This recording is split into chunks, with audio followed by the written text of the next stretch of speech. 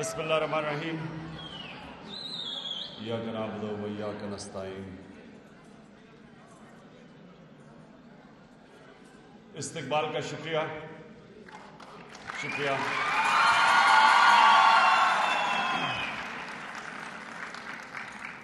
اچھا، اب تھوڑی خاموشی اور کانسنٹریشن.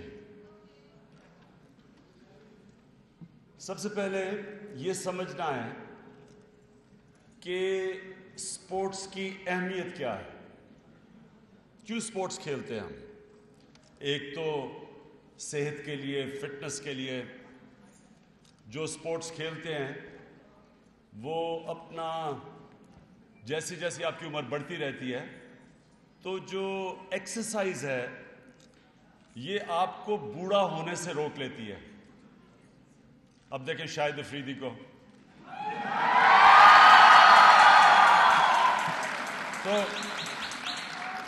یہ فٹنس کی وجہ سے یہ سنیں یہ آپ کو بیماریوں سے روکتی ہے، اور یہ آپ کو اس کی اہمیت، جتنی آپ ایکسرسائز کرتے ہیں آپ کو اس کی اہمیت جیسی جیسی آپ کی عمر ہوتی ہے تو آپ کو پتہ چلتا ہے کہ کتنی بڑی صحت اللہ کی کتنی بڑی نعمت ہے.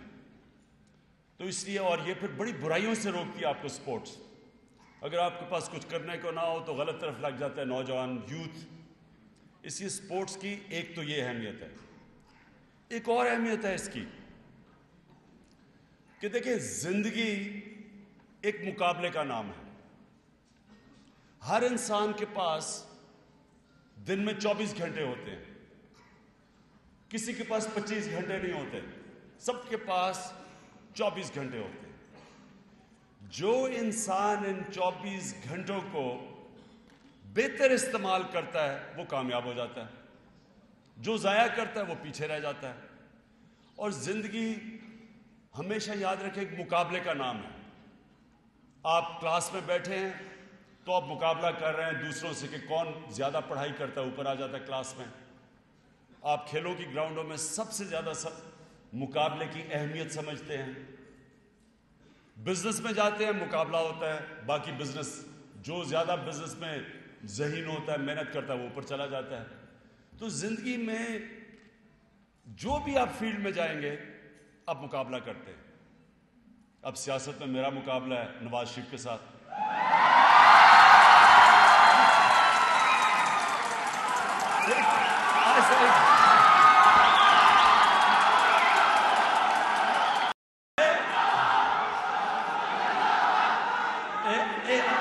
خاموشی ایک منٹ سنیں.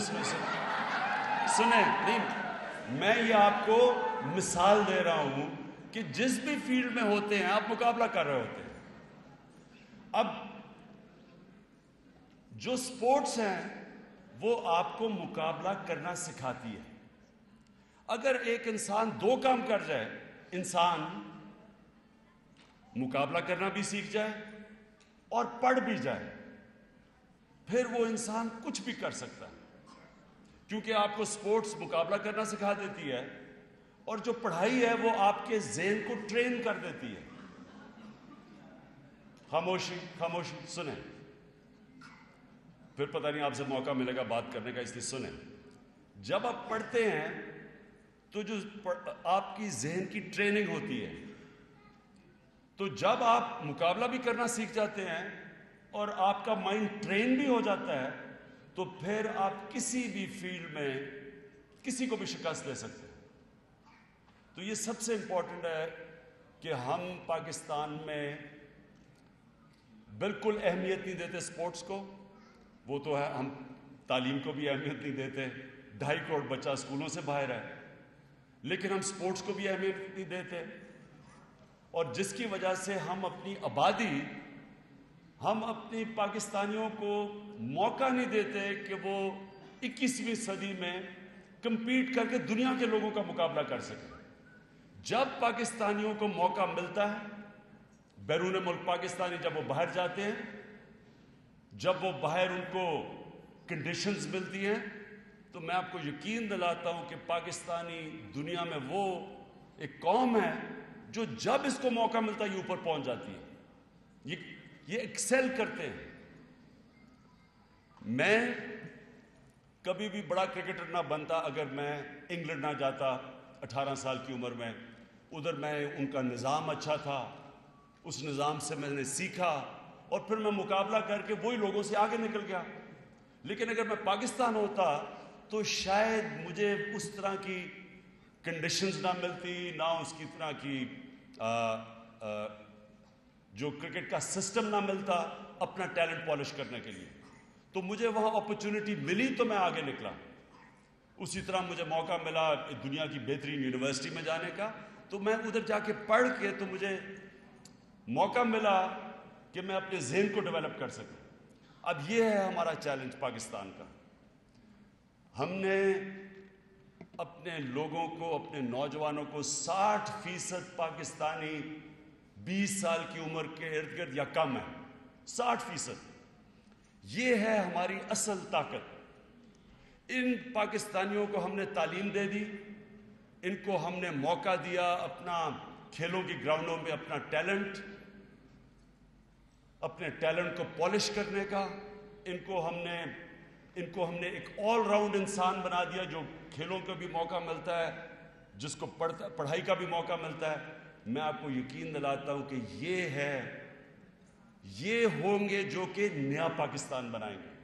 یہ یوتھ ہوگی جس کو دونوں موقع ملتا ہے، کھیلوں کا بھی پڑھائی کا بھی۔ ہم نے کھیلوں میں ہم پیچھے کیوں رہ گئے؟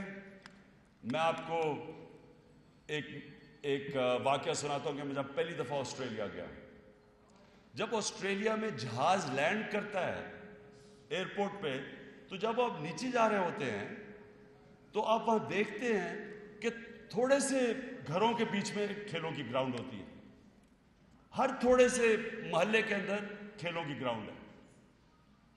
آپ حیران ہوں گے کہ پاکستان کی آبادی 20 کروڑ ہے، نیوزی لینڈ کی آبادی میرے خیال میں 50 لاکھ بھی نہیں ہے۔ نیوزی لینڈ میں 50 لاکھ لوگ بھی نہیں ہیں، یہاں 20 کروڑ لوگ ہیں۔ نیوزی لینڈ میں پاکستان سے زیادہ کھیلوں کی گراؤنڈیں ہیں۔ تو کیا فائدہ ہوا ہمیں اپنی 20 کروڑ آبادی کا، ٹیلنٹ کا، جب ٹیلنٹ کو گراؤنڈ ہی نہیں ملتی ٹیلنٹ کو پالش کرنے کے لیے؟ اس لیے ہم نے کوشش کی ہے پہلی دفعہ کہ ہم نے پہلے تحصیل میں گراؤنڈیں بنائی ہیں، اور تقریباً اب ساری تحصیل میں 3 سالوں میں گراؤنڈیں بن گئی ہیں۔ اب ہم نیچے ڈسٹرکٹ میں لے کے جائیں گے، اور انشاءاللہ ڈسٹرکٹ کے بعد نیچے یونین کاؤنسل میں گراؤنڈیں بنائیں گے۔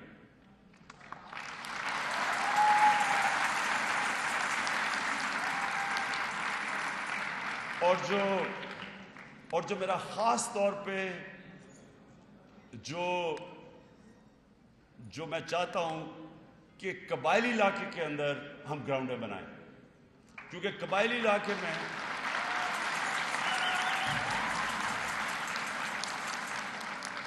اور میں نے سارا قبائلی علاقہ وزیرستان سے لے کے پورا اوپر بجوڑ تک میں گیا ہوا ہوں۔ تو قبائلی علاقے کے اندر مجھے یاد ہے جب میں ورلڈ کپ ہم جیتے تو اس کے بعد میں کتاب لکھنے کے لیے قبائلی علاقے میں گیا، تو پہلی دفعہ قبائلی علاقے کے جو بچے تھے انہوں نے کرکٹ شروع کی۔ تو مجھے یاد ہے میں دیکھتا تھا کرکٹ ہر جگہ، جدھر تھوڑی سی ان کو گراؤنڈ ملتی تھی وہاں کرکٹ کھیلتے تھے۔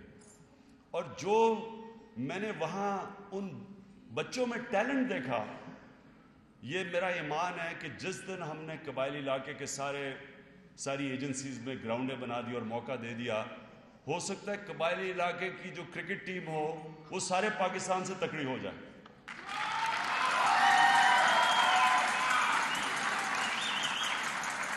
لیکن ابھی مجھے بڑی خوشی ہے، میں پرویز خٹک آپ کو مبارک بھی دیتا ہوں، خراج تحسین پیش کرتا ہوں کہ آپ نے سپورٹس کو پہلی دفعہ ایمفیسس دی پختونخوا پہ۔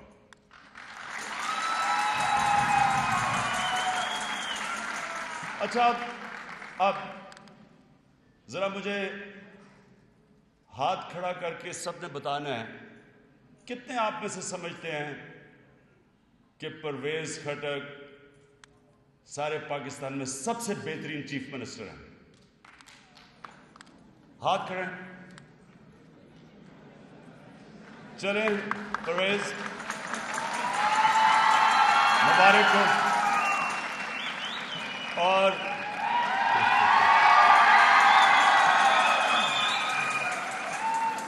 شاہد افریدی نوٹس کر لیا آپ نے بھی.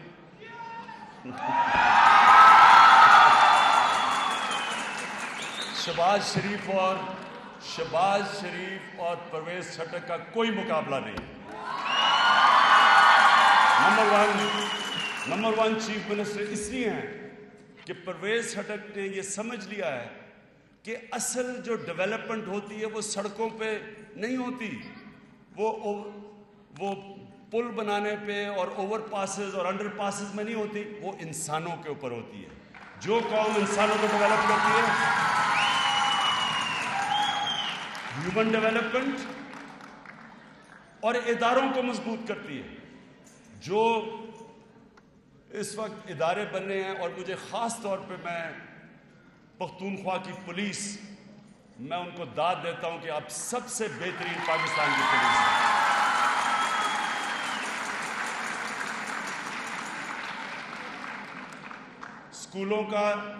اسکولوں کا نظام پاکستان میں سب سے بہترین ولسن سینٹر ہے، جو ایک انٹرنیشنل ادارہ ہے جس نے کہا کہ سب سے بہترین تعلیم اس وقت تعلیم کا نظام پختونخوا میں ہے.